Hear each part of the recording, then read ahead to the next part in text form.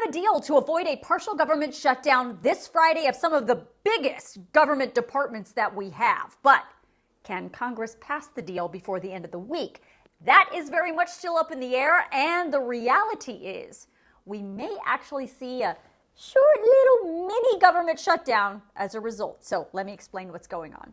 So the big four congressional leaders, the House Speaker, the House Minority Leader, the Senate Majority Leader, and the Senate Minority Leader, announced today that they have reached what's known as a top-line agreement on the remaining government spending bills that are set to expire this Friday. If the deal is not passed by both the House and the Senate and signed by the President by 11:59 p.m. this Friday, those big government departments are going to shut down, including Defense, Labor, Homeland Security, Health and Human Services, the Legislative Branch, Financial Services, and the State Department. The top-line spending deal for all those big departments agreed to by the big four congressional leaders is reportedly somewhere in the $1 trillion range. That's on top of the $459 billion in government spending for all the other departments that Congress approved earlier this month. Now, I can't tell you exactly how much this new top-line spending deal is worth, nor can I tell you specifically how the money will be spent, for the exact same reason why I mentioned we may be seeing a mini government shutdown. And the reason why that is because the actual piece of legislation that explains how much money Congress has appropriated for each government department and each policy hasn't even been written yet.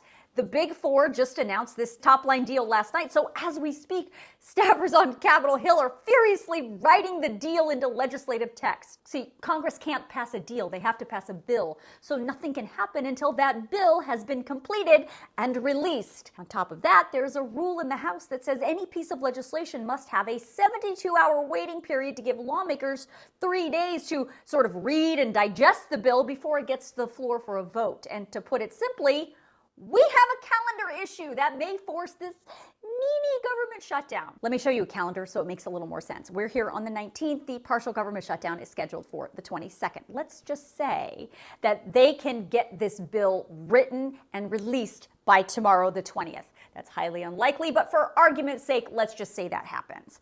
Well, if the House Speaker sticks to that 72-hour rule, the very soonest that bill, if released tomorrow, could be on the floor for a vote would be Saturday the 23rd, which, as you can see, is already past the deadline. Not to mention, this bill, if it were to pass the House, still has to pass the Senate, which absolutely could happen either Saturday night or maybe even on Sunday, but that gives us that mini government shutdown over the weekend here on Saturday and Sunday. The good news there is the federal government is usually closed on the weekend anyway, so the negative impacts of a government shutdown on the weekend would be limited.